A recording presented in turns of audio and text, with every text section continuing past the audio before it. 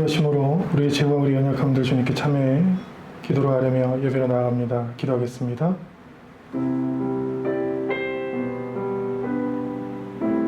주님,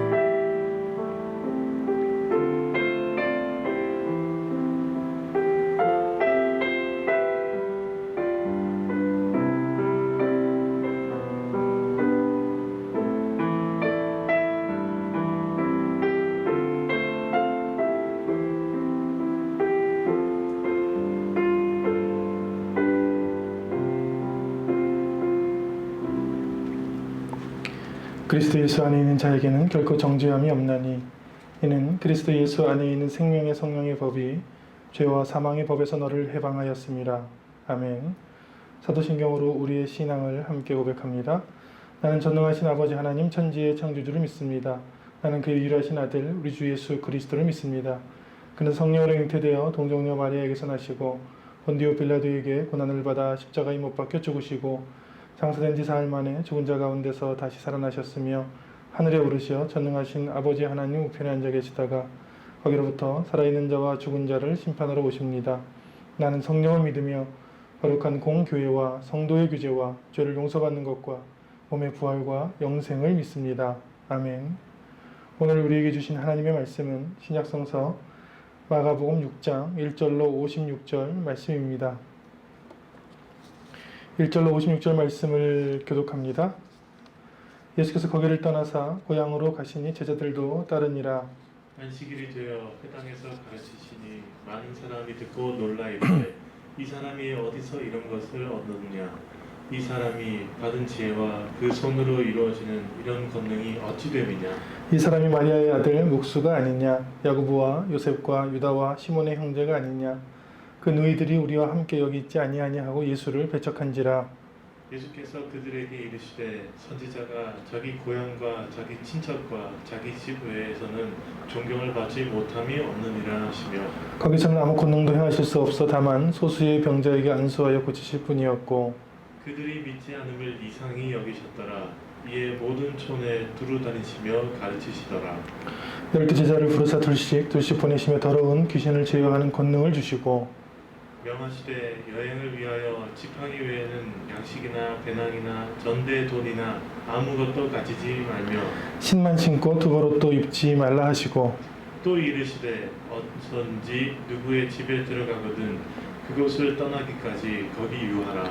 어느 곳에서든지 너희를 영접하지 아니하고 너희 말을 듣지 아니하거든 거기를 나갈 때에 발 아래 먼지를 떨어버려 그들에게 증거를 삼으라 하시니 제자들이 나가서 회개하라 전파하고 많은 귀신을 쫓아내며 많은 병자에게 기름을 발라 고치더라.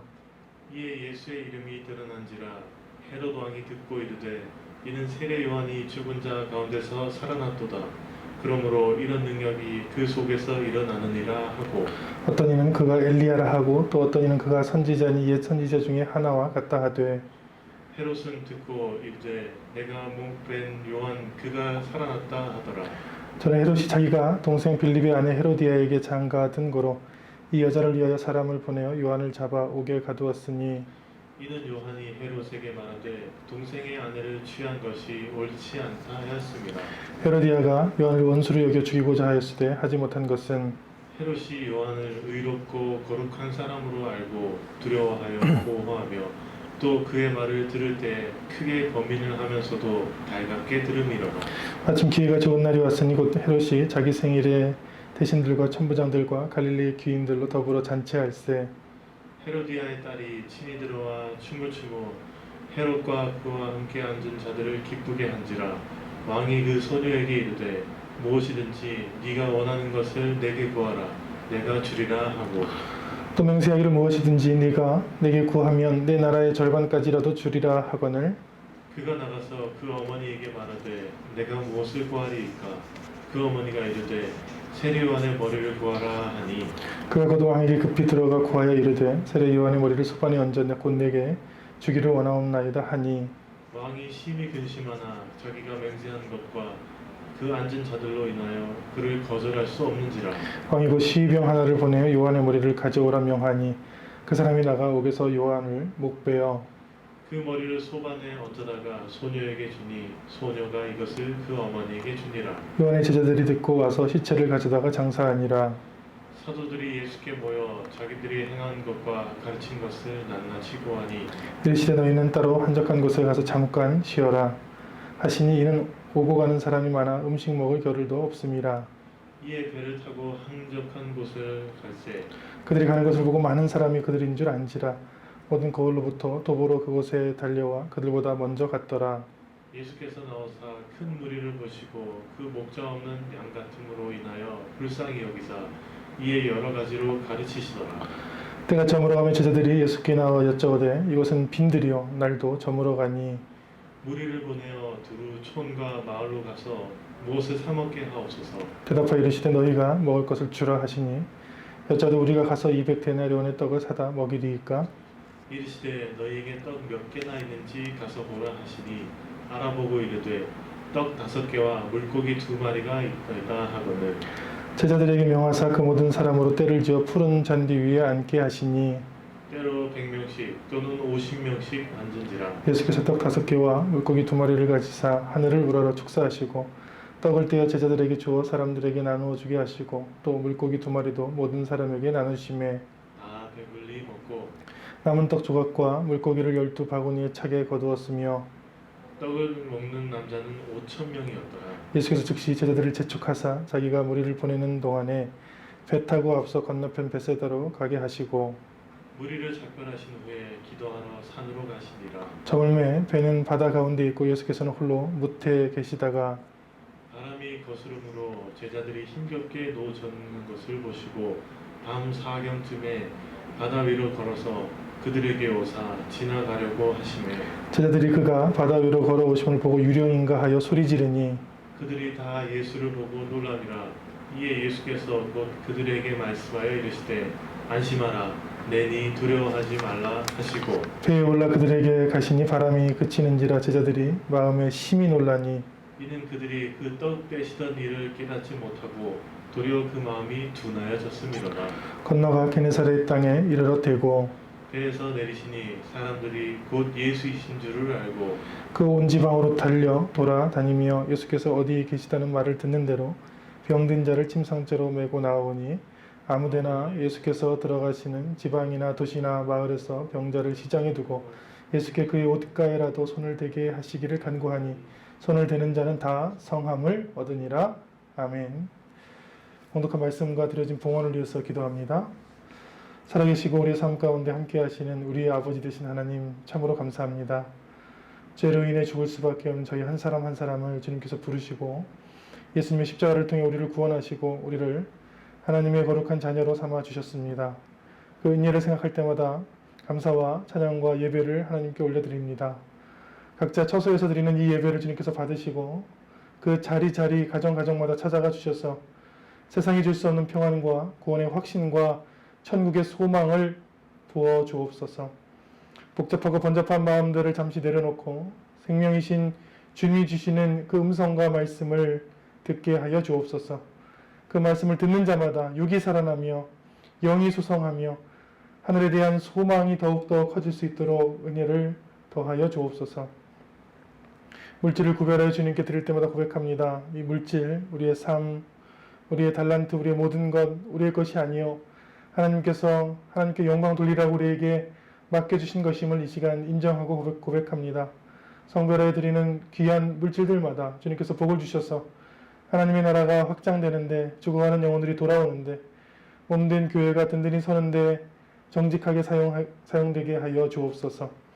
각자의 처소에서 드리는 예배를 받으시고 그 가정에 하나님은 치유와 위로와 소망을 허락하여 주옵소서.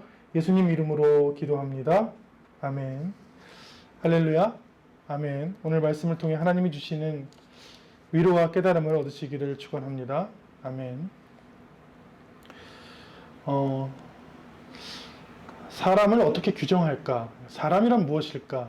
이렇게 생각을 해봤어요. 사람이 단순하게 무엇으로 규정하기가 굉장히 힘든데 사람이 추구하는 혹은 사람이 갈망하는 사람이 욕구하는 것들을 보면 그 단면들은 알 수가 있죠. 예를 들면 식욕 같은 것. 사람은 기본적으로 먹어야 되죠. 먹는 즐거움이 있고, 또 기본적인 욕구 중에는 수면욕이 있는데 사람이 쉬어야 되죠. 오늘 말씀 보면 아주 독특한 말씀이 나오는데 예수님께서 제자들에게 잠깐 불러서 한적한 곳에서 잠깐 쉬어라 하는 장면이 있어요. 거기 성경에 각주가 있습니다.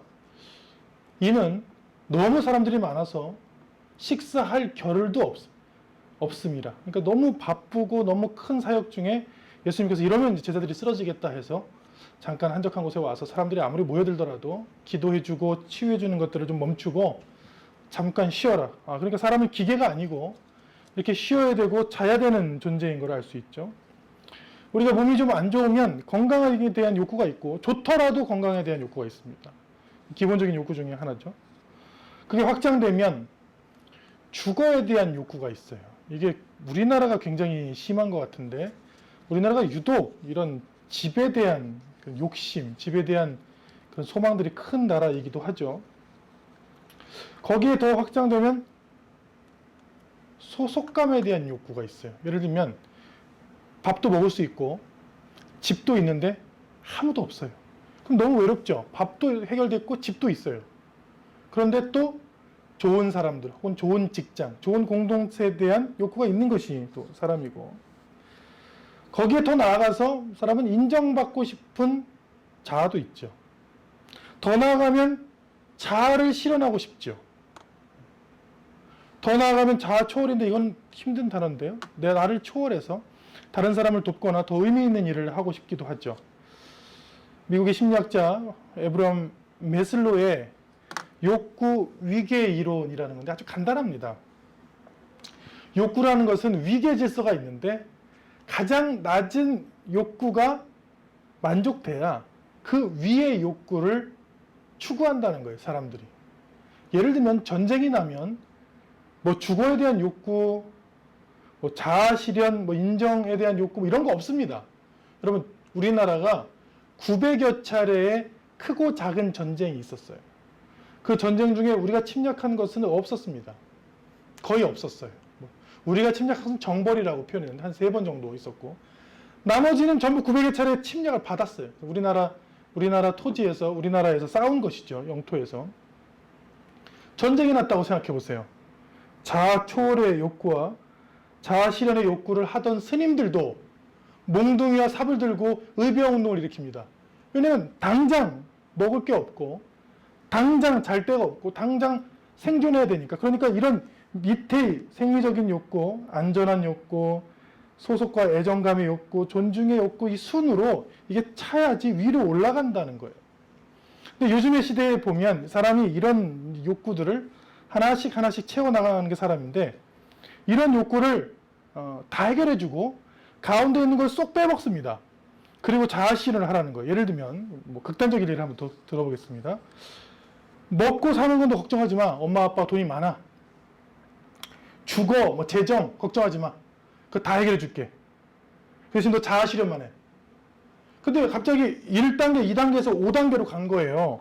3단계 소속과 애정, 그리고 존중, 인정 하는 내용들을 다 뺀 채 내가 먹을 것과 집을 제공했으니 너는 공부만 열심히 해서 자아 실현을 해라.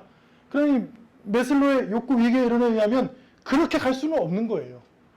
하나하나 만족돼야지 이 자아 실현, 자아 초월까지 가는데, 저는 신앙에서도 너무 극단적으로, 신앙도 이런 작은 면들, 여러 가지 면들이 있는데 너무 극단적으로 자아 초월을 강조한다든지 자아 실현과 자아 초월의 단계를 믿음의 생리적 단계에서 갑자기 뛰어넘는 장면들을 목회를 하면서 교회에서, 선교단체에서 굉장히 많이 봐왔습니다.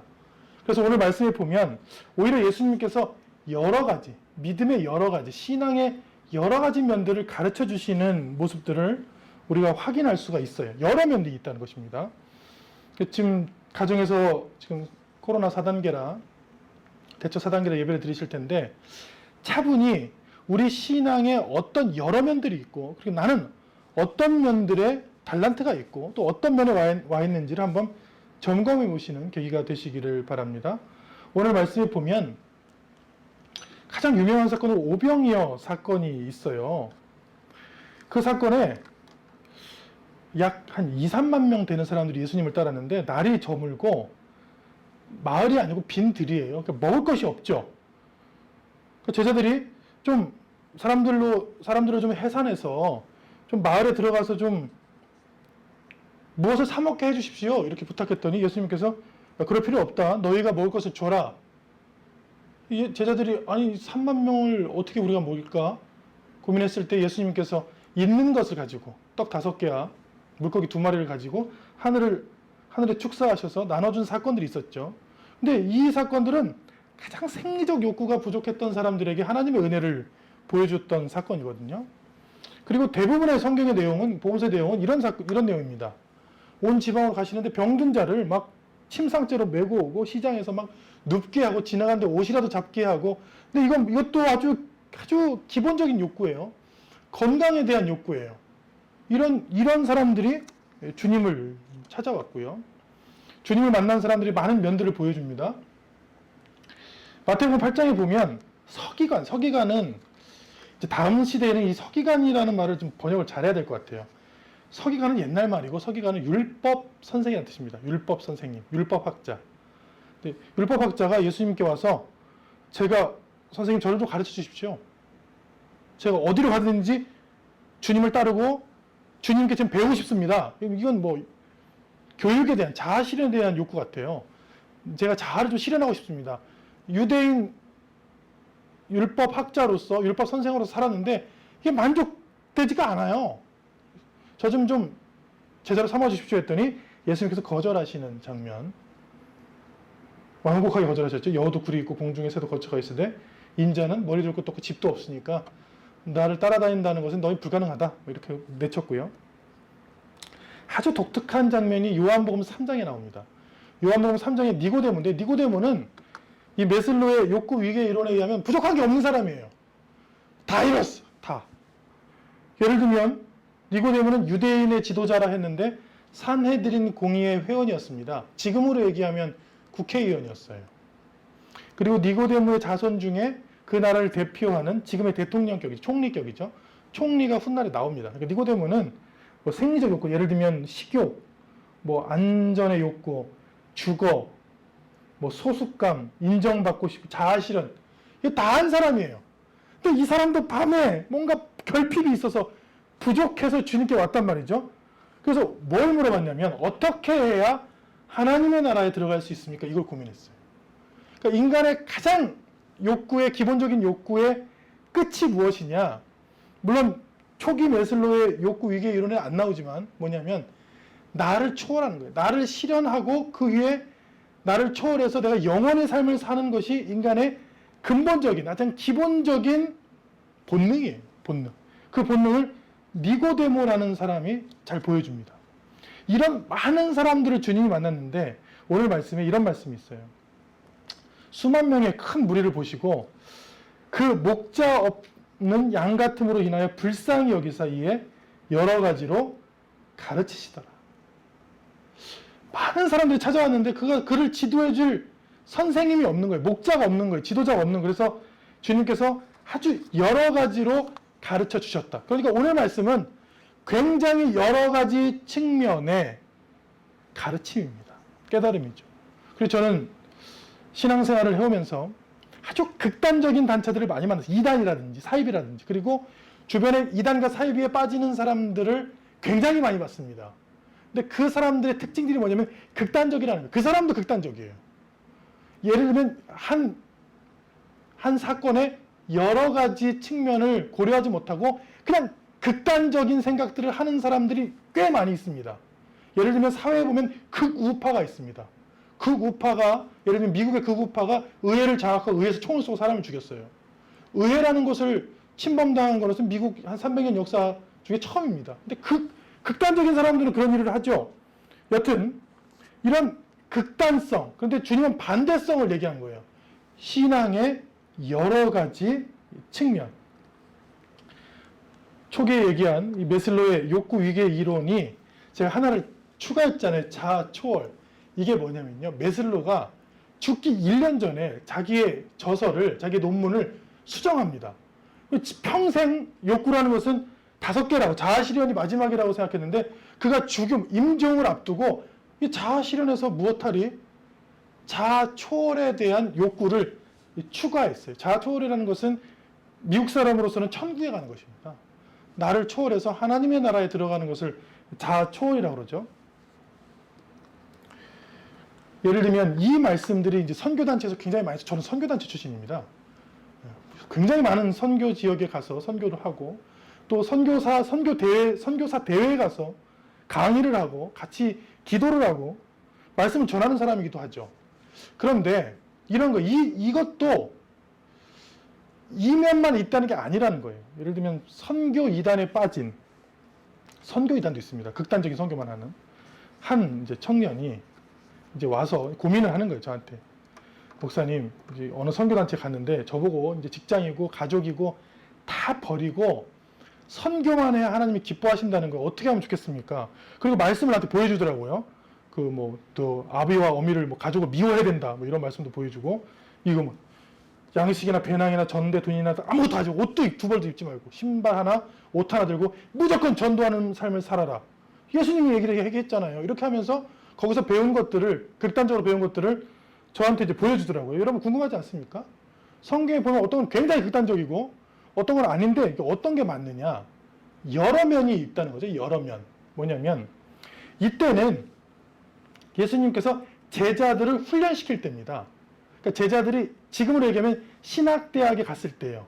신학대학도 합숙 훈련을 합니다.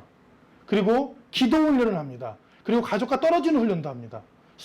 수련회나 아니면 수양원회, 아니면 기도원, 수도원회 같은 데서도 수련을 해요. 그러니까 지금 그럴 때예요. 근데 이 제자들이요, 예수님이 승천하시고 교회의 지도자가 됐을 때 똑같이 했느냐? 그렇지 않습니다. 발전합니다. 이 말씀을 고린도전서 9장 4절에 보면 다른 면이 있다는 거예요. 사도 바울이 얘기하기를 우린 사도 바울이죠. 우리가 먹고 마시는 권리가 없겠느냐? 우리가 다른 사도들과 주의 형제들, 야고보를 비롯한 주의 형제들도 다 사도가 됐어요. 주의 형제들과 게바는 베드로입니다. 베드로와 같이 자매된 아내를 데리고 다닐 권리가 없겠느냐? 이게 뭐냐면 이때는 이 사람들이 결혼도 다 하고 그리고 가족이 함께 다니면서 선교도 하고 목회도 하고, 그리고 어떤 사람들은 선교사가 됐지만 어떤 사람들은 예루살렘 교회에서 전적 사역자죠. 풀타임 사역자. 전적 사역자가 돼서 했다는 거예요. 그러니까 한 20년만 지나도 예수님의 이 전에 있던 말씀이 극단적인 말씀이 아닌 것을 알 수 있습니다. 예수님의 말씀에는 극단성이 있는 게 아니라 다양성이 있는 거예요. 삶의 현장의 다양성. 말씀은 선포되지만 그 선포된 말씀이 내 삶의 자리에 들어와서 여러 면들이 있는데 이미 2000년 전에 알고 있었어요. 그리고 더 나아가서 발전합니다. 에베소라는 큰 교회에 디모데라는 젊은 담임 목사를 세웁니다. 사도 바울이요. 그러니까 풀타임 사역. 사도 바울은 자비량 선교사였어요. 자기가 텐트 메이커라는 텐트를 만드는 직업을 가지고 이제 선교를 하는 사람이었고, 아니다, 이렇게 하니까 한 지역에서 섬기기가 힘들다. 그냥 에베소 지역은 젊은 사람을 하나 세워서, 신앙이 좋은 사람을 세워서 아예 월화수목 금, 토, 주일 이렇게 다 교회를 섬기는 담임 목사를 세우자 해서 실제로 디모데가 세웁니다. 그러니까 제가 지금 보여드린 세 말씀만 봐도 성경에 굉장히 다양한 전도의 방법, 목회의 방법이 있는 것을 우리는 알 수 있습니다. 예배를 지금 여기 현장에서 드리는 분들이 있습니다. 근데 지금 상황 때문에 가정에서 드리는 분도 있잖아요. 어떤 사람들은 차에서 드리는 사람도 있습니다. 제가 드렸던 가장 독특한 예배는 배 위에서 드린 적이 있어요. 왜냐면 배를 타고 가는데 이게 주일이 된 거예요. 어떻게 해요? 배 위에서 예배를 드렸죠, 뭐. 그러니까 이런 여러 상황들이 고려되지 않으면 쉽게 이단이나 사입이나 아니면 극단주의에 빠질 수 있다는 거예요. 오늘 말씀은 굉장히 극단적으로 보이지만 그 말씀이 발전해서 신약 성경의 여러 면들을 보면 그 말씀이 특수성을 갖는 걸 알 수 있습니다. 제자들을 불러서 훈련시키는 말씀이었구나. 그래서 이 훈련을 CCC에서 합니다. 거지 전도라고, 실제로 오늘 그 제자들에게 아무것도 가지지 말고 거지처럼 가서 전도라는 훈련을 하는데 그렇게 살지는 않죠. 실제로 삶의 자리로 돌아오죠. 우리가 신앙을 가질 때 오늘 예수님께서 말씀하신 것처럼 여러 면들을 배워서 내 삶의 자리에 적용하는 것이 가장 건강한 신앙입니다. 극단적이고 다른 사람들을 따라하는 신앙들은 건강한 신앙이 될 수가 없어요. 오늘 말씀을 들으면서 나의 상황에 맞는, 내 삶의 처지에 맞는 말씀, 여러 말씀 중에 그 말씀들을 듣고 실천하는 저와 여러분 되시기를 축원합니다. 아멘. 오늘 말씀에 예수님께서 큰 무리를 보시고 그 목자 없는 양 같음으로 인하여, 즉 그를 지도해주고 그를 인도해줄 사람이 없음을 인하여 여러 가지로 가르쳐 주셨던 사건이 있죠. 여기 극단성과 배척성이 또 나오는데, 예수님께서 나사렛에 가십니다. 나사렛. 거기를 떠나 고향으로 가셨는데, 나사렛에 가셔서 안식일이 돼서 회당에서 가르치셨는데, 사람들이 예수님의 말씀 선포에 놀랍니다. 왜냐하면 이 사람이 받은 이 지혜와 이 손으로 이루어진 이 권능, 이 능력들, 이게 어찌 됨이냐, 다 놀랐어요. 근데 문제가 생깁니다. 예수님을 배척했어요. 지금까지의 전통과 다르다고. 여기에 굉장히 귀중한 자료가 나옵니다. 성경의 가장 귀중한 자료 중에 하나인데, 예수님의 동생들의 이름이 성경에 등장합니다. 예수님은 첫째죠. 성령으로 잉태하셨으니까. 그리고 둘째부터는 요셉과 마리아 사이에서 인간적으로 낳던 이제 동생들이 있는데, 그 당시에는 남자들의 이름만 적었으니까 남자 4명, 또 누이들이 한 5-6명 있는 것으로 추정합니다. 근데 야고보, 이 야고보는 야고보서를 기록한 야고보예요. 훗날에 사도가 돼서. 야고보, 요셉, 유다, 시몬, 이런 사람들이 있고, 그 누이들이 지금 회당에 우리랑 함께 있지 않느냐 하고 예수를 배척했어요. 제가 또 신앙생활을 오래 하다 보니까 이 극단주의나 이단 사입에 빠지는 사람들이 다른 사람들의 해석, 다른 사람들의 관점, 다른 사람들의 상황을 이해할 줄을 몰라요. 공감이나 공유할 줄을 몰라요. 그냥 자기들은 그 잘못된 가르침, 그 이단의 가르침, 극단주의의 가르침, 사입의 가르침이 무조건 맞다고 더 극단적이에요. 그러니까 배척하게 돼 있죠. 자기가 갖고 있는 극단성을 제외하고 다 배척하는 것을 극단주의라 합니다.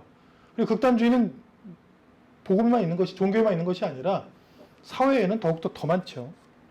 예수님께서 아주 이상하게 생각했습니다. 그들을. 그래서 선지자가 자기 고향과 자기 친척과 자기 집 위에서는 존경을 받지 못함이 없다. 그러니까 여기서만 인정을 못 받는다 하고 권능을 많이 행하시지 않고 다만 그냥 소수의 병자들을 불쌍히 여기시고 고치시고 떠났죠. 제가 한 권사님의 간증을 들었는데, 권사님께서 이런 말씀을 하시더라고요. 젊었을 때 기도 내용의 대부분이 잘 모르고 이제 젊은 날에 이제 신앙을 가졌는데, 결혼하고 가지셨는데, 하나님 저의 울타리가 좀 되어주세요. 하나님 저의 울타리가 되어주세요. 그렇게 기도를 참 많이 하셨대요. 저녁마다 오셔서.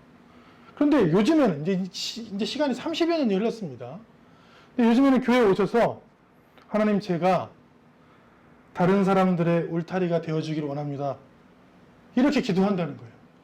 제가 그 간증을 듣고 그렇게 생각했어요. 아, 기도도 바뀌고 사람의 생각도 바뀌고 철학도 바뀌는구나. 좋게요. 좋게. 성장하는구나. 한마디로 얘기하면 성장하는구나. 그러니까 처음에 초기 신앙에는 하나님 저 요새가 돼주세요. 반석이 돼주세요. 저를 지켜주세요. 저의 울타리가 돼주세요. 당연하죠. 성경에 보면 많은 사람들이 그런 마음으로 주님께 옵니다. 좀 고쳐주세요. 다짜고짜입니다. 주님을 만나는 많은 사람들 고쳐주세요. 배고픕니다. 먹을 것 좀 주세요. 해결해 주세요. 근데 그 사람들이 제자가 돼서 마치 욕구가, 우리의 욕구 위기의 이론처럼 욕구가 성장하는 것처럼 그 사람들의 주님께 바라는 기도가 성장하는 거예요. 처음에는 그냥 먹을 것만 있으면 돼요. 건강만 하면 돼요. 그건 밑에 단계 욕구잖아요. 나중에는 자아를 실현하고 다른 사람을 돕고 자아를 초월하고 더 보람된 일을, 하나님을 사랑하고 이웃을 사랑하는 일을 하는 그런 욕구의 발전처럼 기도도 발전한다는, 기도도. 그래서 저는 이렇게 생각합니다. 신앙이라는 것은 다양한 면이 있다. 그리고 나이가 들면서 신앙도 성장, 성숙한다. 그리고 생애 주기별 필요한 은혜가 또 다르다. 학생 때는 필요한 은혜가 있어요. 주님께 늘 기도하는 게. 그리고 직장을 이제 예를 들면 취준생들은 또 기도가 있습니다. 근데 또 나이가 들면 들수록 그때는 직업이 필요가 없어요. 어떤 나이 때는. 그러면 다른 것들을 구하게 되는데, 그 구하는 것도 다 욕구 위계 이론처럼 성숙하고 성장하게 돼 있다. 그래서 마지막에 어디까지 가냐? 위대한 중보자로 됩니다. 예수님께서 마지막에 자신을 찌르는, 십자가에 자신을 찌르는 로마 병사들을 위해서 하나님, 저들을 용서해 주십시오. 저들은 자기들이 하는 것을 알지 못함이니이다. 이게 얼마나 위대한 기도입니까? 자기를 핍박하고 자기를 찌르고 자기를 죽이는 사람들을 위해서 수준 높은 성숙한 성장된 기도를 우리에게 보여주시잖아요. 예수님께서. 우리도 마찬가지라는 거죠. 신앙이라는 것은 극단성과 배척성을 버리면 말씀을 통해 성령을 통해 우리에게 다양하게 주시는 은혜들을 경험하고 나이에 따라 생애 주기에 따라 주님을 계속 만나면 우리에게 주시는, 우리가 또 구하는 것들이 성장하고 성숙하게 되어 있다. 그렇게 성장하고 성숙하는 저와 여러분 되시기를 축원합니다. 아멘. 오늘은 주님께서 주시는 아주 다양한, 여러 가지 다양한 가르침에 대해서 말씀해 주고 싶어요. 말씀을 전하고 싶어요. 왜냐하면 너무 극단적인 말씀들이 많은 거예요. 극단성 뒤에 숨겨진 다양성, 많은 상황들의 신앙이 있는데 너무 극단적으로 그냥 여러분 선교만 하면 돼요. 선교만. 그게 하나님이 제일 기뻐하시는 거예요. 그런데 저는 그렇게 생각하지 않습니다. 선교도 굉장히 다양한 영역이라고 생각해요. 선교조차도. 오늘 말씀에 오병이어 바로 전에 아주 황당한 말씀이 뭐냐면 예수님께서 무리들에게 이제 먹을 것이 없으니까 제자들한테 야 너희들이 먹을 것을 나눠줘라. 그러니까 제자들이 황당한 거예요. 이거 우리가 더 가난한데 먹을 것을 어떻게 줄까? 근데 저는 이렇게 생각해요. 그 당시에는 제자들이 줄 수가 없었죠. 상황상. 나중에 훗날에 이 제자들이 교회 공동체를 세우고 그 교회 공동체에서 초대교회에서 가장 많이 한 게 뭐냐면 구제예요. 나눠준 거예요. 이때 예수님의 말씀을 기억했을 거라고 저는 확신해요. 너희들이 줘라. 나눠줘라. 근데 지금 못하지만 훗날에는 할 수 있잖아요. 심지어 했고 2019년 그 일본 코스타 선교대회 구호인데 일상에서 하나님의 나라를 세우라. 그래서 앞자 맡아서 일하세. 일하는 것이 굉장히 중요한데 일의 영역에서 하나님을 만나라는 그런 선교대회가 있었어요. 한 3가지 사례를 제가 소개해드릴 텐데 서도라는 작은 섬이 있습니다. 이 섬은 섬의 크기는 한 몇십만 평 돼요. 그런데 여기서 배를 갖고 있는 성도님들이 거의 없어요. 주민들이 전부 농사를 져요. 근데 문제가 생겼어요. 이 작은 이제 마을에서 20만 평에서 농사를 서로 짓는데 무분별한 샴푸와 비누의 사용, 무분별한 농약의 사용, 무분별한 비료, 화학 비료를 사용하니까 땅이 다 죽어갔어요. 농사가 안 돼. 저 넓은 들판이 이제 다 오염이 된 거예요. 그래서 이 서도 중앙교회 이 박형보 목사님이 이 한옥에다가 이제 교회를 세우시고 어떤 사역을 하셨냐면 친환경 농사 사업을 하신 거예요. 이분이 한 게 EM이라고, EM이라는 것은 이로운 효소란 뜻입니다. 친환경 효소죠. 이로운 효소를 가지고 비료를 만드시고 거름을 만드시고 그리고 세제도 친환경으로 만드시고 해서 이 마을 사람들을 가르치기 시작했어요. 이렇게 해야 땅이 살고 농사가 친환경으로 잘 되고 또 친환경 농산물은 비싸게 팔 수 있고 그럼 잘 살 수 있습니다. 근데 이 교회에 나오는 교인들을 중심으로 이 EM 농법을 한 20-30년부터 하기 시작한 거예요. 놀라운 일이 일어납니다. 한 첫 해부터 마을에 죽었던 저수지에서 붕어가 살아나기 시작합니다. 마을 하천이 살아나기 시작해요. 땅이 살아나기 시작해요. 이 섬 전체는 다 친환경으로 씻어요. 샴푸도 비누도. 목사님 때문에. 목사님이 말씀도 전하지만 이들을 잘 살게 해야겠다. 자연을 다시 살려야겠다는 그런 사명으로. 그리고 협동조합을 만듭니다. 지금 어떻게 됐냐면 이 마을이 친환경 농산물의 메카인데 땅콩 주산지예요. 땅콩. 땅콩이 서도 땅콩이 그렇게 유명해요. 친환경으로 키웁니다. 그리고 농가 소득도 증대됐어요. 그러니까 목사님 한 분이 예수님께서 야 너희 제자들이 네가 먹을 것을 줘라 했는데 아 우리가 어떻게 줍니까? 했던 사람들이 아 주님 주신 지혜로 줘야지. 예를 들면 140년 전에 많은 선교사님들이 미국의 선교사님들이 호주의 선교사님들이 우리나라에 와서 우리를 가르쳐서 복음뿐만 아니라 잘 살게 했거든요. 공부를 가르쳐 잘 살게 사람을 했는데 비슷하게 한 사례죠.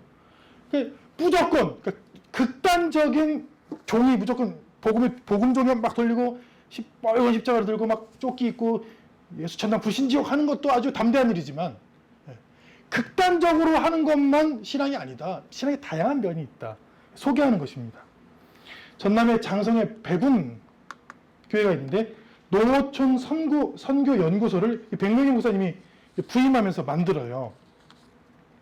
그래서 이 한마음 공동체라는 생협을 만듭니다. 그래서 우리 친환경으로 집시다. 그리고 친환경 지은 거를 저 광주나 거기에 생협을 4개 세웠어요. 세워놓고 약속합시다. 우리 조합원들한테. 당신들한테 분명히 우리가 친환경 농산물을 제공해 주겠다. 지금 있잖아요. 이 한마음 공동체가 회원이 10만 명입니다. 10만 명이고 51개 생협 가맹점을 운영하고 있어요. 어떻게 됐냐면 도시에 있는 사람들은 아이들에게 그리고 가족들에게 친환경, 유기농 채소를 먹일 수 있는 기회를 얻었고 51개나 지점이나 그리고 이 장성의 작은 마을은 부자 마을이 되었습니다. 이 한마음 공동체 운영하는 걸 보니까 소득의 수입의 99%를 조합원에 다 나눠주고 1%도 안 되는 운영 자금만 쓰고 있어요. 아주 왜냐면 교회가 이걸 관리하니까 아주 훌륭한 사례죠. 보세요. 예수님께서 너희가 먹을 것을 줘라. 근데 목사님이 깨어있는 면으로 시골에서는 농어촌 선교회를 세워서 농업을 살리겠다. 그런 면들 얼마나 아름답습니까? 논산의 장구리 마을이라고 있어요. 장구리 협동조합 마을기업인데 여기는 선교사님이 하세요. 이 중국 선교를 12년 동안 하셨는데 추방을 당하셨어요. 이 선교사님 부부가. 그래서 여기 논산에 오셔가지고 교회 신해산 교회를 세우시고 여기다가 이제 가난한 이제 할머니들 마을 분들을 모여서 교회 및 협동조합 마을 기업을 세워서 잼을 만드세요. 잼. 여기다 잼. 참 잘 팔려요. 유명합니다. 인터넷 보면 나와 있습니다. 이 잼을 만드시고 또 이 발효 커피, 코필리아라는 유명한 여러분 커피 중에 발효된 커피들은 이 약간 청국장 같은 아주 구수하고 진한 맛이 뒷맛이 납니다. 근데 이거에 또 맛을 들인 분들은 그냥 워시드라고 물로 씻은 워시드라는 평범한 커피를 또 안 마셔요. 아주 깊은 맛을 즐기시거든요. 그러니까 이거를 아주 오래전부터 또 하셨어요. 그래서 이 마을이 굉장히 부자 마을이 됐습니다. 여러분, 이거 선교 아닙니까?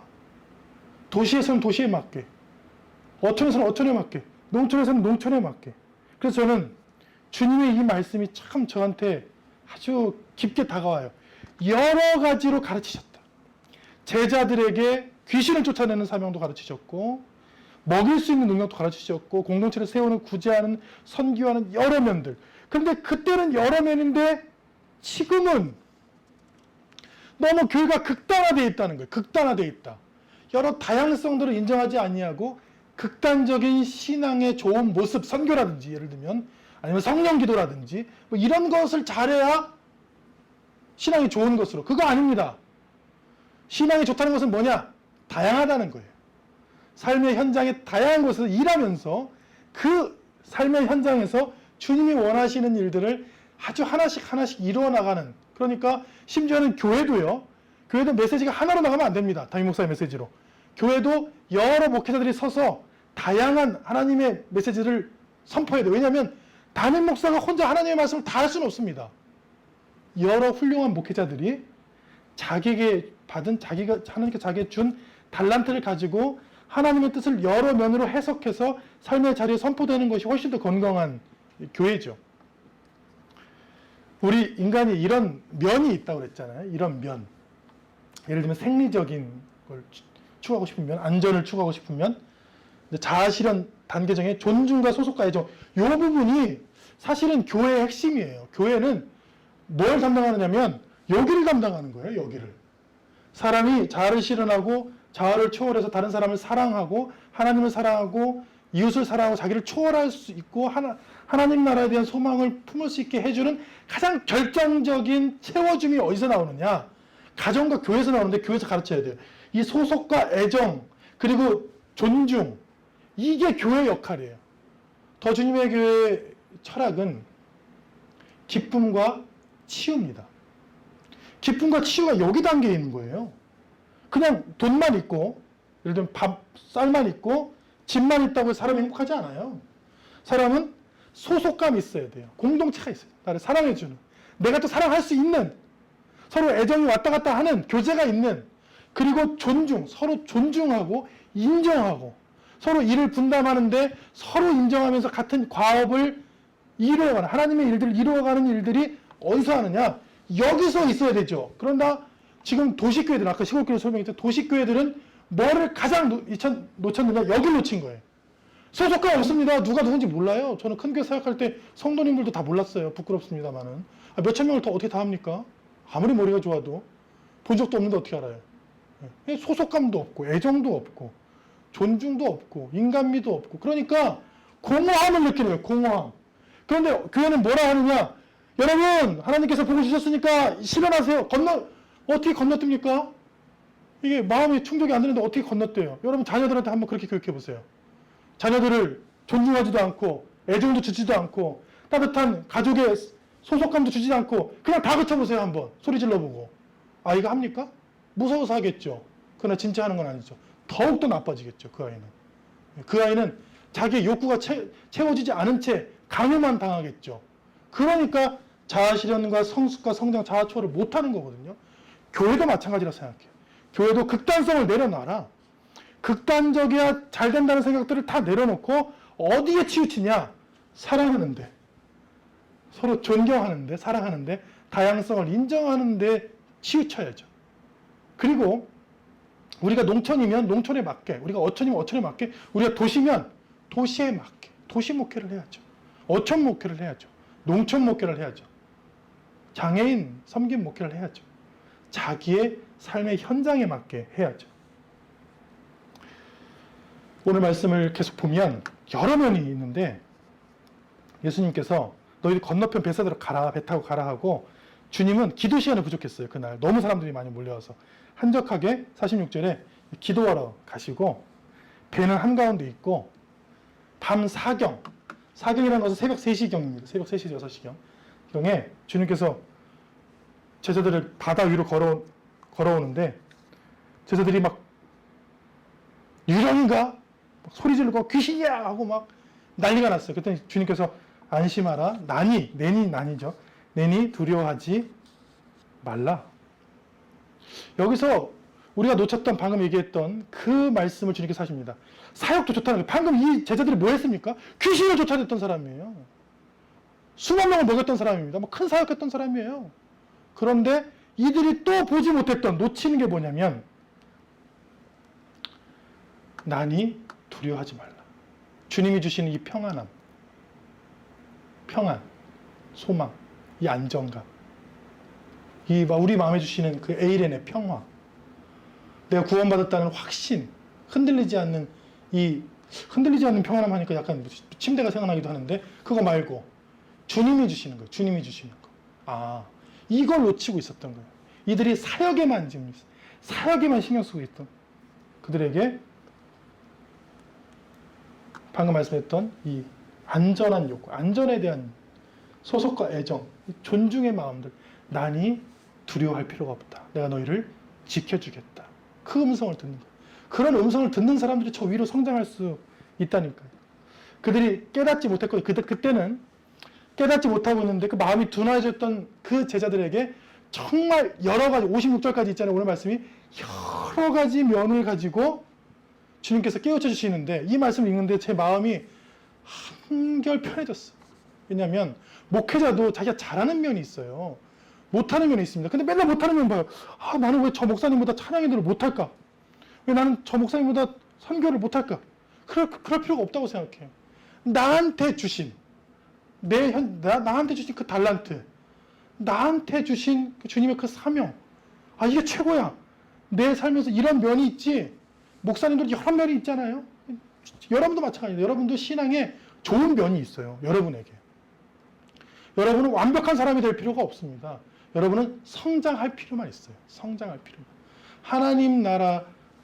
하나님 나라를 소망하고 흔들리지 않는 믿음을 갖는, 거기 때까지 성장할 면만 있지, 여러분들이 극단적이 되고 똑같아질 필요는 전혀 없어요. 오늘 말씀을 듣고 예수님께서 그들에게 여러 면으로 가르쳐 주셨던 것처럼 오늘 말씀을 통해 여러분들을 주님께서 위로하실 것입니다. 너한테 여러 면이 있는데 이 면이 참 좋아. 넌 이 면이 참 장점이야. 그리고 넌 이게 성장하고 있어. 이것을 가지고 하나씩 하나씩 성장해서 마지막에는 하나님의 그 능력, 하나님의 나라까지 성숙하고 성장할 수 있는 그런 사람이 될 거야. 이게 나니까 두려워하지 마. 안심해. 이런 음성을 듣는 저와 여러분 되시기를 축원합니다. 기도하겠습니다. 하나님 감사합니다. 우리는 늘 불안합니다. 우리는 늘 비교합니다. 우리는 늘 결핍되어 있습니다. 주님, 우리는 늘 채워지지 않습니다. 그래서 사람인가 봅니다, 주님. 그러나 주님께서 우리에게 하시는 말씀은 여러 가지 면이 있고 주님이 함께 계시니 나니 두려워하지 말라. 나니 안심하라 하시는 말씀을 들려주십니다. 교회도 여러 면이 있고 선교도 여러 면이, 기도도 여러 가지가 있는데 우리는 기도를 배우면 배울수록, 말씀을 배우면 배울수록 더 율법에 빠져 힘들어하는 사람이 있고 반면에 복음을 듣고 마음이 평안해지고 성숙해지는 사람도 있습니다. 주님, 우리가 말씀을 듣고 안심하며 성숙하며 성장하기로 결단하는 사람들이 되게 하여 주옵소서. 주님, 우리가 할 수 있는 것이 무엇이 있겠습니까? 주님이 우리에게 은혜를 주시고 주님이 우리에게 달란트를 주시고 주님이 우리에게 그 힘과 능력을 주셔서 우리가 할 뿐입니다. 너희가 먹을 것을 주라 하셨을 때 처음에 제자들은 당황하고 아무것도 할 수 없었지만 훗날의 제자들의 모습을 보면 많은 사람들에게 나누어주는 그런 모습을 우리가 발견합니다. 주님, 우리도 지금은 하지 못하지만 주님께서 우리에게 환경을 주시고 은혜를 주시고 훈련을 주셔서 이 과정들이 지나간 후에 주님이 원하시는 일들을 시원하게 이루어드리는 주님의 자녀들이, 성숙한 자녀들이 되게 하여 주옵소서. 우리의 신앙 성숙해지게 하여 주옵소서. 우리의 신앙 성장하게 하여 주옵소서. 우리의 신앙이 하나님을 사랑하고 이웃을 사랑할 수 있는 그런 단계에 오르기까지 주님 늘 말씀과 성령을 통해 우리를 성장시켜 주옵소서. 예수님 이름으로 기도합니다. 아멘. 이건 함께 기도할 때 오늘 주신 말씀들을 굳게 붙잡고 내게 주신 말씀, 내 상황에 주신 말씀, 내 상황의 독특성에 주신 큰 말씀을 붙잡고 함께 결단하며 감사하며 기도하겠습니다. 기도합니다. 하나님 감사합니다. 이 시간 나에게 주신 말씀이 있습니다. 가정에서 기도할 때 내게 주신 말씀이 있습니다. 내 상황에 주신 말씀, 내 처지에 주신 말씀, 내 환경에 주신 큰 말씀, 그 말씀을 붙들고 기도할 때 주님, 나니 두려워하지 말라. 그 음성을 듣길 원합니다. 두려워하지 않기 원합니다. 내게 주신 상황에서 주님이 주신 사명들을 잘 감당할 수 있는 큰 믿음을 허락하여 주십시오. 그 힘을 허락하여 주옵소서. 그 말씀을 허락하여 주옵소서. 그 음성을 허락하여 주옵소서. 주님, 주님, 주님. 두려워하지 않냐고, 쓰러지지 않냐고, 비교하지 않냐고, 낙심하지 않냐고, 그저 나에게 주신, 나의 좋은 면에 주신, 나의 이 상황면에 주신 주님의 말씀, 여러 가지 주신 그 말씀들이 합하여 하나님의 선을 이룰 줄로 믿습니다. 내게 주신 말씀들, 우리 가족에 주신 말씀들을 듣게 하시고 그 말씀을 붙잡게 하시고 그 말씀을 붙들고 기도하며 나아갈 때마다 승리하게 하시고 이루어지게 하시고 성장하게 하시고 성숙하게 하여 주옵소서. 주님, 주님, 이제는 우리 주 예수 그리스도의 은혜와 하나님의 사랑과 성령께서 주시는 놀라운 깨달음과 은혜가 이 시간 나에게 주신, 내 상황에 주신 주님의 말씀을 듣고 순종하기로 결단하는 주의 자녀들, 가정과 자녀와 삶과 여생과 비전과 하고자 하는 모든 일 위에 지금부터 영원히 함께 하시기를 간절히 축원하옵나이다. 아멘.